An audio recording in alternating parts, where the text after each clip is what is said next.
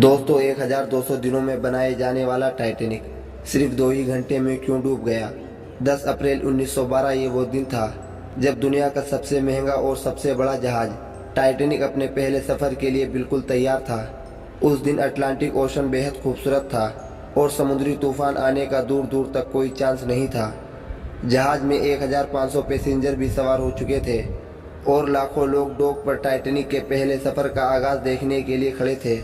ना ही पैसेंजरों को, ना ही अलविदा करने वाले लाखों लोगों को और ना ही टाइटैनिक के स्टाफ को मालूम था कि जो जहाज कुछ ही देर में रवाना होने वाला है उसको बनाते वक्त 6 ऐसी गलतियां की गई है जो इस जहाज को खतरनाक हादसे का शिकार बनाने वाली है। दोस्तों आज आप जानेंगे अपने दौर के सबसे महंगे और सबसे लग्जरी और सबसे ताकतवर जहाज टाइटैनिक की 6 ऐसी गलतियां जो अगर ना की जाती तो शायद आज टाइटैनिक क्रैश होने की वजह से नहीं बल्कि अपनी कामयाबी की वजह से फेमस होता। दोस्तों स्वागत है फिर एक बार द ग्रोथ की नई वीडियो में। आखिर ऐसी कौन सी 6 गलतियां थी जो 40 साल एक्सपीरियंस रखने वाले टाइटैनिक के कैप्टन एडवर्ड स्मिथ को भी नज़र नहीं आई। कैप्टन के 40 साल के एक्सपीरियंस को तो छोड़ो, यह गलतियां टाइटैनिक ऑपरेट करने वाली company the white star line जिसको 107 शिप ऑपरेट करने का एक्सपीरियंस था उनको भी नज़र नहीं आई।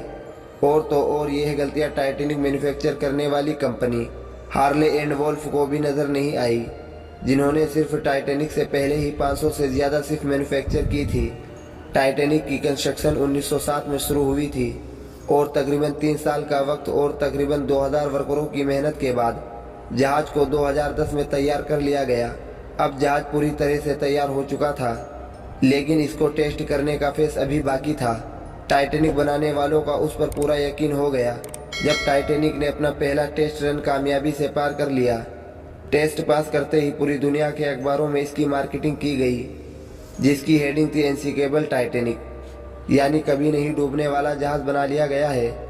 जहाज का पहला सफ़र इंग्लैंड के शहर साउथहैम्पटन से शुरू होना था जिसका दिन 10 अप्रैल 1912 मुकर्रर किया गया और जिसकी मंजिल अमेरिका का शहर न्यूयॉर्क थी। टाइटैनिक के इकोनॉमी पोर्शन में सफ़र करने की कीमत $30 जबकि फर्स्ट क्लास में सफ़र करने की कीमत $150 थी जो आज के दौर में तकरीबन 3,40,000 रुपये बनते हैं। इस मार्केटिंग के नतीजे से सारी टिकट दनादन बुक कर ली गई और आखिरकार वो दिन आ ही गया जब टाइटैनिक अपने पहले सफ़र का आगाज़ करने वाली थी। मिस्टेक नंबर 1, दोपहर को ठीक 12 बजे टाइटैनिक ने अपने पहले सफ़र का आगाज़ कर लिया और साथ ही टाइटैनिक की गलतियां सामने आना शुरू हो गई।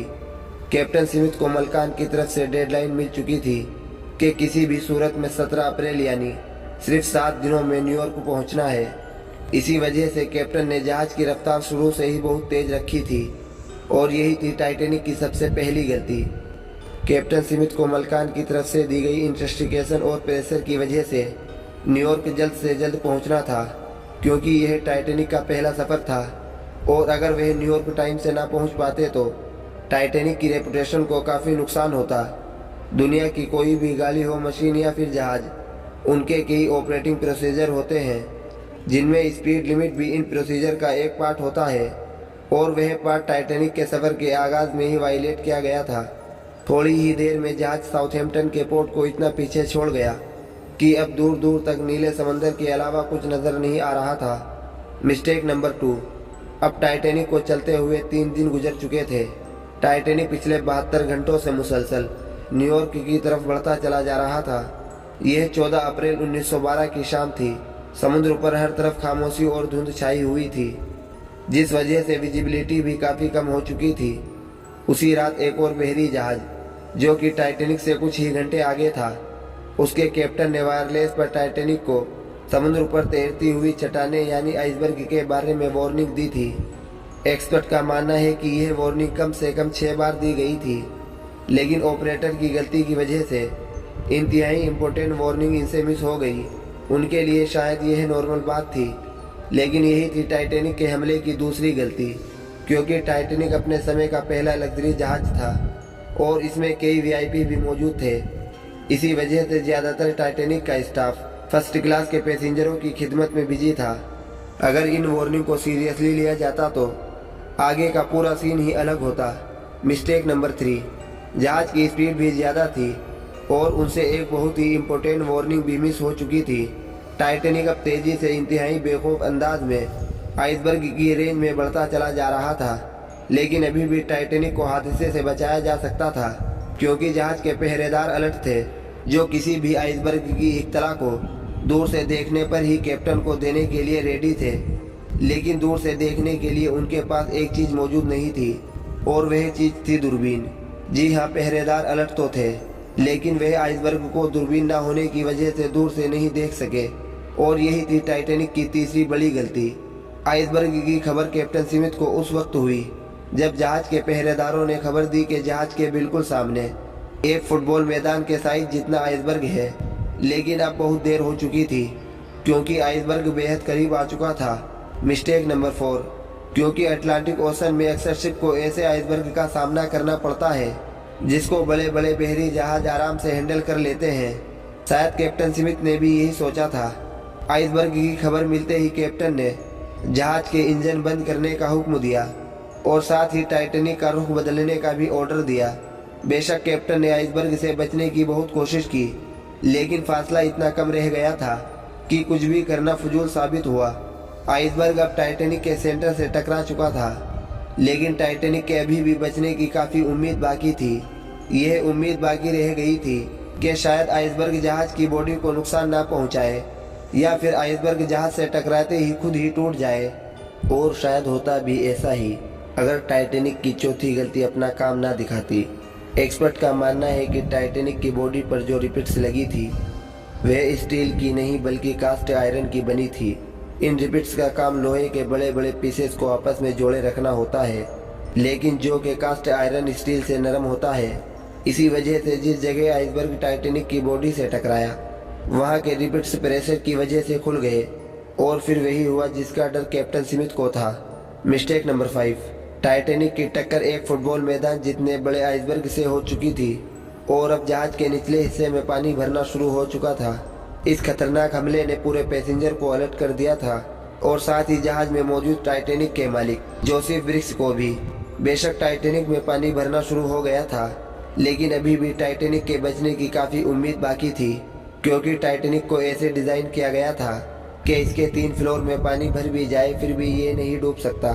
लेकिन बदकिस्मती इस जहाज की कि 3 फ्लोर को क्रॉस करके पानी चौथे फ्लोर तक पहुंच गया।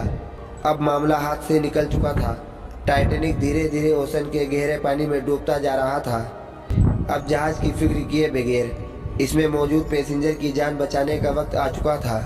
कैप्टन स्मिथ ने रेडियो पर इमरजेंसी अलर्ट जारी कर दिया। जब तक कोई मदद के लिए आता तब तक पैसेंजर को लाइफ बोट में शिफ्ट करने का प्लान किया गया, लेकिन इस मौके पर 5वीं गलती ने अपना काम दिखा दिया। जी हाँ, जहाज में टोटल 32 लाइफ बोट की जगह थी, लेकिन टाइटैनिक में सिर्फ 20 लाइफ बोट ही मौजूद थी। पैसेंजर थे 1500 और बोट थी सिर्फ 20।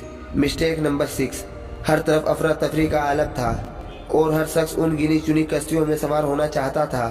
12:45 पर पहली इमरजेंसी कश्ती समुद्र में उतारी गई, लेकिन यहाँ हुई एक और छठी गलती।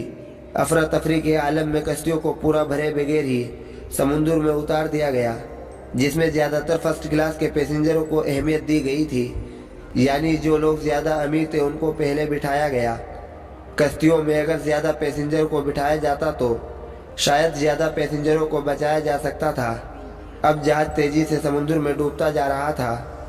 2:18 पर शॉर्ट सर्किट की वजह से टाइटैनिक की सारी इलेक्ट्रिसिटी बंद हो गई और अगले ही पल जहाज टूटकर 2 हिस्सों में तकसीम हो गया।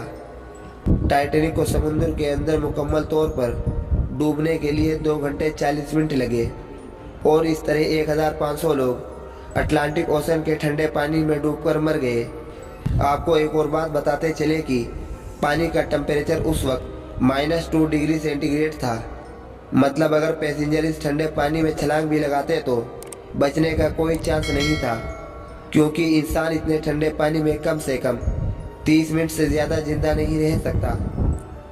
कहा जाता है कि मरने वालों की तादाद 1500 से भी काफ़ी ज़्यादा थी, क्योंकि जिन लोगों की जहाज़ के हमले से जान पहचान थी उनमें से काफ़ी लोग जहाज़ पर बिना टिकट सवार हुए थे। जिंदा बच जाने वाले लोगों में सबसे ज़्यादा तादाद बच्चों और लेडीज़ की थी। दूसरी तरफ कैप्टन स्मिथ थे जो सारा वक्त लोगों की जान बचाने में लगे रहे, और वह आखिरी आदमी थे जिसने डूबते जहाज से छलांग लगाई थी।